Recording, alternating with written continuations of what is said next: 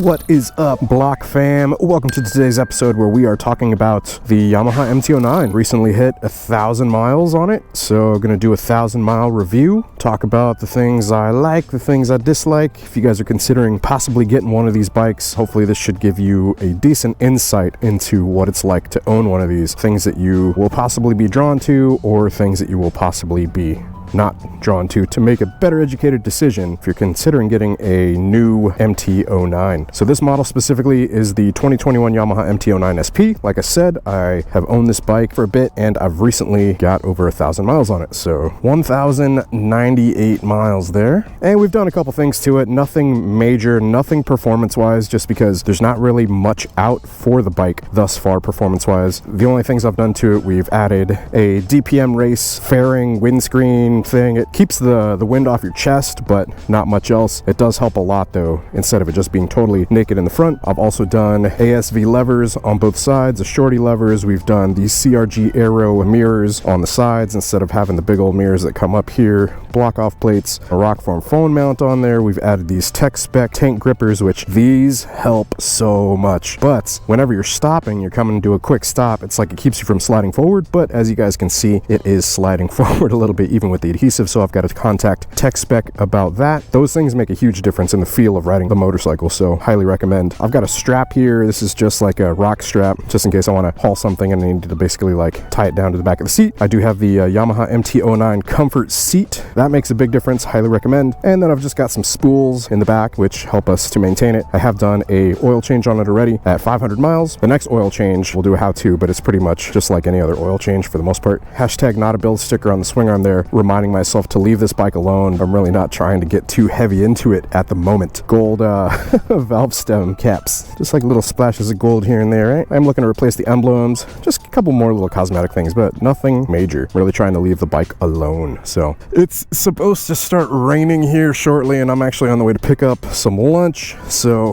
go ahead and get on the bike and get to doing that, just so we don't get caught in the rain. So yeah, I've had the bike for 1,098 miles. I've got a good amount of experience with it. I've ridden FZ09s, MT-09s, all that stuff before I owned this one, and finally made the decision to finally get one of these bikes. Oh, salty.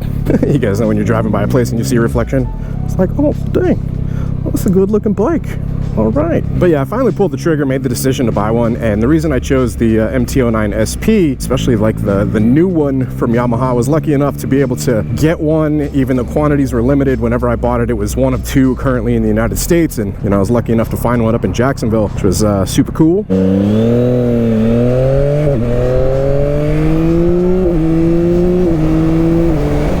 Later. And that's one of the reasons I love the Yamaha MT-09 SP. MT-09s in general, or FZ09s, man, that's triple cross plane, woo, it's just got some power to it. So it's funny, on paper the bike has man, I forget what the specs are, I'll post them right there. In terms of horsepower and torque, I totally have motorcycles that have more horsepower and torque than this bike. One of the funny things that my buddy Eric says is that the Yamaha MT-09 SP is my tame bike, because it's got the 131 cubic inch soft tail lowrider S, Goldzilla, 151 horsepower, 150 torque, and this is setting at, I want to say like 105 horsepower and like 70 or 80 something torque. Man, I really can't remember. I wish I could remember that. In terms of power numbers, they're drastically different, but this one is much lighter weight, and so basically jumping into traffic like that and hitting that low end torque that you get, it's just the power to weight and the torque to weight ratio on this thing is amazing. With the way the ergonomics of it, the center of gravity, all that stuff, it just feels so good. Like, it is just such an awesome bike in terms of like being able to throw it around really easy. It's very responsive, the braking feels really good. I have heard from a couple people that Yamaha does tend to kind of skimp on the brakes a little bit, and they were saying like if you switch out the pads that it'll be a drastic improvement. And so yeah, I'm looking to probably upgrade the brakes a bit, do my research on the pads. If any of you guys have any recommendations on those, definitely let me know. There are a couple times where like I'll try to ride more aggressive and like brake a little bit later because of the auto blipper on this thing. It really makes you want to like kind of push those limits. I've definitely grown into this bike a lot, but like, so auto blipper here, you know, using the rear brake, just trail braking, it's awesome. But you know, I am pressing it pretty decent, so I'm using basically trail braking as well as engine braking with the auto blip or downshifting, yeah, the rear brakes do leave a little bit to be desired. Whenever you get the front brakes on there, obviously it like really helps out a lot. I've ridden bikes that have better, like more responsive braking, so I would say that's one of those easy upgrades, but one of those things that you guys should be aware about whenever you're looking into this motorcycle. I'll just go ahead and start out with the pros: the power, the weight, the ergonomics. I did a review video pretty heavily going through like a bunch of the usability of the bike, doing pulls in different modes and all that stuff. There's so many awesome things about this motorcycle, so many like pros to it. You know, obviously one of the reasons that I bought it.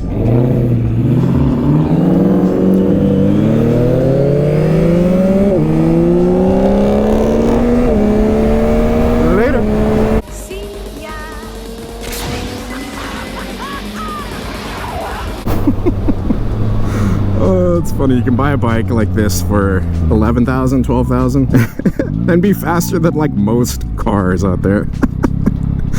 Oh, it's just such an adrenaline rush, you know?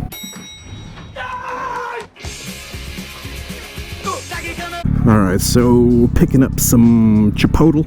Let's go in here, grab a burrito. Hopefully we can beat this rain. Be right back. Alright guys, burrito picked up. Let's go ahead and head back. Felt a couple little sprinkles. So yeah, I think I was going over all the good things, right? So many great, amazing, good things about this motorcycle. Obviously outweigh the cons, otherwise I wouldn't have bought it. There are a couple things that I'm noticing basically as I've owned it for 1,100 miles. A couple little things that I wish were basically paid more attention to or were a little better. Not necessarily cons, but things that can be built upon and be perfected, aka made better. One of the things I will say that is a con, it's actually kind of a pro and a con. The indicators on this bike, so you guys see indicator there? You guys see indicator there? You see how that one's like sticking down? The way that they go into the mount, it's just like rubber. Whenever you bump them, I think they're made to like, if you bump them, they basically don't break, but they just kind of fall out of the mount that they're in, which the mount that they're in is a huge pain in the ass to get them back in. It really takes a while. I can't do it with gloves on. I've sat sometimes like on the side of the road, or like if I'm just at a stop or something like that trying to fix it. I've been in my garage and like it takes me a while to get those lights mounted back into the little hole that it goes into. I feel like there could have been something like a little better to where they didn't just like pop out so easily. So I mean, I would file that under the cons. However, the pro of that is that they don't break. They sit there, but yep, that's it. That's probably like been one of the biggest things that has gotten to me about the bike, or the most recurring problem that I've had with it rather. That, and then the quick shifter between first and second gear, whenever you're really getting on it sometimes, it just doesn't, like you'll pull up on it a couple times and it will not shift into second gear. I don't know what's up with that, but every now and then it'll get stuck. It's only between first and second. It's not between like second, third, fourth, fifth, or sixth. It's only first and second gear really that I've found for it to do that. The auto blipper usually always works amazing. I haven't really had any issues with that. That issue with that first to second shift, it's intermittent, you know. It's like you can't really like tell when it is going to happen, but it has happened enough to me that I've made a mental note of it. As you guys know, since it is a naked bike, it's not the best on the highway, but it does it just fine. It's got power all over the place. It's like there's no lack of power on this motorcycle. That is one of the things I just absolutely love about it. I've got it in TCS mode 2, so that's the most amount of traction control that you can have, the most invasive, I guess. And I have it in drive mode 2. So out of 4 drive modes, I've got it in drive mode 2. Every now and then I'll pop it over into 1. And I mean, 1 is predictable, responsive, all that good stuff. It definitely makes it so much more snappy. Drive mode 2 just kind of seems to be a good like medium. It doesn't need too much throttle input to get it to where I want to be. I did leave it in drive mode 1 for, I don't know, probably about a week or 2. And then just switching back to 2 is just like, this is just a little more, it's funny like to say that drive mode 2 is a little more chill. That's what I'm thinking in my head. But drive mode 2 is still not chill. There's nothing really chill about this bike. Even in drive mode 4, which I would consider like a rain mode, it doesn't give you the full power of the bike. It's way more like tame and and smooth, but even drive mode 4 is, you know, pretty nuts on this bike. I have heard of there being some issues where it'll just shut off after like 1,000 miles, but there's an ECU flash. I will say one of the things that I dislike about the bike as well is the screen is beautiful, but the plastic that covers the screen scratches so easily. It's ridiculous. If you guys know of anything to basically like refinish like the plastic, because I was asking, I was like, I wonder if there's any way to replace that, because I've got, and I'm not even touching it right now, you guys can see it's pretty dirty. So my default, especially like with gauges on like a Harley, which I'm pretty sure those are glass, is just to wipe them clean. Well, I tried doing that with this one, like within the first, I don't even know, like 100 miles that I had it, and it put a scratch on it. I didn't even touch it again after that, and then there's another scratch on it.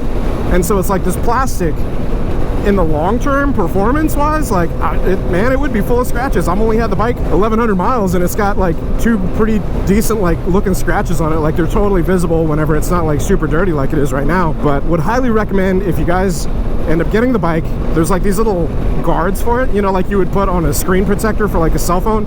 It's essentially exactly what it is. It's a screen protector for this. They sell them, I've seen them on like eBay, stuff like that. So yeah, be incredibly careful with the display thing there. What other cons have I really come across? I think those are probably like the biggest ones. It's a great bike, guys. I highly recommend it. It's an absolute ton of fun. And as compared to the bikes that I've got a lot of cruisers that I normally ride, this is an incredibly nice like change. It's nice to have like a really lightweight, nimble, powerful, flickable bike, and just incredibly responsive. And another thing, and this isn't like a big deal, but it's one of those things that like I think they could have designed it a little better. Whenever you're going into different modes, in order to select between TCS and drive mode, you've got this button here, so this trigger, and so when you pull that, it switches TCS, drive mode, TCS, drive mode. And so the main one that's up front, you know, is the one that you're changing, and you're changing it with this. And this doesn't really make too much sense to me, because up is down and down is up. If it's up, then it's up, then it's up, then it's up. So like when I press up, it goes down to 1. When I press down, it goes up to 2. When I press down again, it goes to 3, down again, it goes to 4. So that seems backwards to me, unless like up means you're going up in power, then that would make sense, because the lower the mode, the higher the power. I know that's right! But anyways, yeah, like that seems kind of counterintuitive, up going down and down going up. And then also like the size of this button. I like big butts and I cannot lie. You other brothers can't deny. Like, why is the size of that button so big on the front there? Like, it doesn't really make sense to me. It does make it easy to press, you know, forward, but, you know, if somebody's stopping and taking the time to, you know, change the modes, it's not like they're going to be able to not press down here like this. You know, I'm sure it's like a ergonomics thing where, you know, okay, so if my hand's here and I'm reaching to change the mode, that's what I do. And so that would make it easier to go like that, just with the tip of my thumb, whereas I guess otherwise I would have to press like down like that. But even then, that's not too big of a deal. Saw, dude. You can't change it while you're on throttle, so you have to like let go of throttle and then change it. I do love the fact that you can just be like, whee, and go out like over in here, and you know, not really care. It's got much more clearance difference between like this and my Harleys. I wonder if it'll stand here. Leaning. What do you guys think? Think it'll fall over? We should get like a branch or something, throw under it. There you go, guys. Yamaha MT-09 SP 2021. Awesome bike. Absolutely love it. Can't speak highly enough of it. Like I said, the cons on this thing, they're really not like huge cons. You know, I could easily, I guess, just to kind of explain the way these things work. You've got this plastic insert piece on the back. I think you have to remove that. I think I've been able to get it in there before without removing it. Come on. Yes. Oh my God. I did it. Cool. That's amazing. I can't believe I actually did it. It usually takes me much longer and I have to remove my gloves because the little plastic piece on the back usually comes out, but yeah, that's pretty much how those work. This one has never fallen off. This one, always. I don't know why. The ones in the back, they're pretty much designed the same way to bend, which is good. Obviously, if you drop it, it doesn't break. But that one, I don't know why that one gives me so much issues. Yeah, I definitely put my stamp of approval on it with being at 1,100 miles. We're going to keep putting miles on it, and the next review that I do on it probably be like a 10,000 mile review. I'm really looking forward to the aftermarket coming out with more stuff, so, you know, that we can kind of modify it a little bit more. There are companies that have fender eliminators. I'm waiting for TST because they're local here to Florida, Central Florida. I'm waiting for them to come out with some stuff. The indicator issues could easily be fixed by, you know, adding like just real small flush mount indicators so they wouldn't stick out as much, which TST Industries does do. There are a couple fender eliminators out for it by Yoshimura. There's another one out by a company called Mustard something in Australia, and I haven't ordered either one of those because they're a little pricey. TST usually does a pretty decent fender eliminator, like fully integrated taillight, all that good stuff, for a pretty decent price, so just kind of waiting on them. I have actually talked to them about dropping the bike off up there with them, and they said that they've got a couple other projects in the queue, but they have me on the list and they will hit me up whenever they are ready for me to take the bike and drop it off. So that's pretty cool. Hopefully, you know, incoming TST products for the 2021 Yamaha MT-09 SP. The mono headlight, a lot of people don't like that. It's really grown on me, especially like with the windshield or like fairing or whatever the front like wind blocker, whatever you want to call it. It just looks so much better. It doesn't look as out of place whereas it did before. I was a real big fan of the old way the MT-09 looked, but with this one, it's great, and the light performs really, really well. It's like really bright at night. Hey guys, Future Blockhead here. I forgot to include in the video when I was recording during the ride about this little jog dial here. This is also another one of the things like I'm not a huge fan of. Obviously scrolling with it, no big deal. You use it to, you know, select between these two, which you can change out or go to the settings, but in order to select, you have to press in on that. Whenever you press in, a lot of times what happens is it doesn't actually select or press in, it'll scroll up like that. So scroll down, but when I'm pressing in, instead of selecting, it's like just scrolling up instead. So it's kind of a pain. Definitely could re-engineer that. Good in theory, but then even when you're riding, it's really hard to like fine press using that part or that part of the thumb. Not the best. Anyways, guys, those are my thoughts. Really not a lot bad to say about it. There's just so much good. If you guys want that really detailed, in-depth first look at the bike, that test ride that I did, check out the link down in the description below. I'll be sure to link down to that or the thumbnail at the end of the video. If you guys do have any questions on this, though, be sure to drop them down in the comments below. Let me know. Hopefully you guys enjoyed it. Hope it was insightful. If you guys did enjoy this video, do me a favor, though. Be sure to hit that like button. It helps out the channel a lot. Lets YouTube know that we are doing a good job over here on the Blockhead channel. And if you guys aren't subscribed already, you want to continue to see moto content like this, be sure to hit that subscribe button, hit that bell icon also, so it sends you notifications of future uploads and activity. Until next time, ride safe out there. Oh, wait for it. Working on getting more of these, but this is it for now. Ride safe out there, stay vigilant. Catch you guys on the next one. Peace.